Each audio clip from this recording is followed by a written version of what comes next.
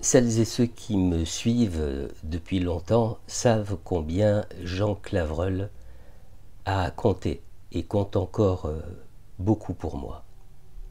Il a été aussi bien pendant mon analyse que depuis l'accompagnement de mes premiers analysants, il a été un compagnon fidèle, éclairant, bousculant parfois, et c'est très bien ainsi.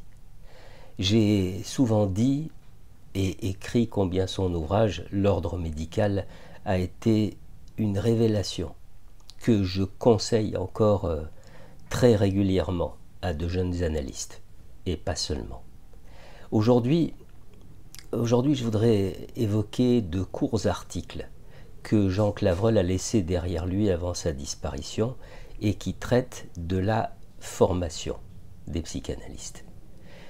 Jean Clavreul avait une longue expérience des institutions psychanalytiques. Et dans ce recueil, il met en lumière les obstacles auxquels toutes les institutions ont été et sont toujours confrontées en matière de formation des analystes. Il évoque notamment la pathologie de nombreux analystes, cette suffisance, dit-il, ce sentiment d'autosatisfaction qui les rend persuadés de posséder un savoir théorique suffisant. Une pathologie qu'à l'époque, même la fameuse passe instituée par Lacan n'était pas parvenue à éradiquer. C'est aussi dans ce recueil que Jean Clavreul aborde la question de la transmission de la psychanalyse à travers la supervision. Alors évidemment, on sait la part de pédagogie dans ce qui est partagé de l'expérience clinique du superviseur, la permanence du retour sur l'éthique, le renvoi des difficultés rencontrées à l'histoire personnelle du supervisé, l'interrogation incessante sur les transferts qui sont à l'œuvre avec les analysants. Et je parle des transferts de l'analyste, pas de ceux des analysants. Toutefois, malgré son importance, malgré son envergure, cette part d'investissement du superviseur ne saurait jamais dériver vers une quelconque entreprise de normativation ou d'éducation. Parce que si tel était le cas, eh bien, les analystes deviendraient des clones et leur analyse personnelle ne serait pas parvenue à une nouvelle invention de la psychanalyse. La matière analytique serait enseignable et deviendrait une matière comme d'autres matières.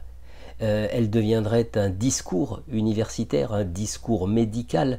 Or, il y a finalement peu de choses qui peuvent être enseignées en psychanalyse. L'histoire, les concepts, leur évolution, les hommes et les femmes qui l'ont façonné depuis sa naissance, on peut lire énormément. Mais la psychanalyse ne sera jamais réduite à une somme d'ouvrages sur les rayons d'une bibliothèque. La psychanalyse, c'est une vivance en action. Et qui plus est, c'est une vivance aussi unique, aussi singulière que celui ou celle qui lui donne vie. C'est la raison pour laquelle la psychanalyse n'a pas besoin d'être qualifiée de tel ou tel adjectif.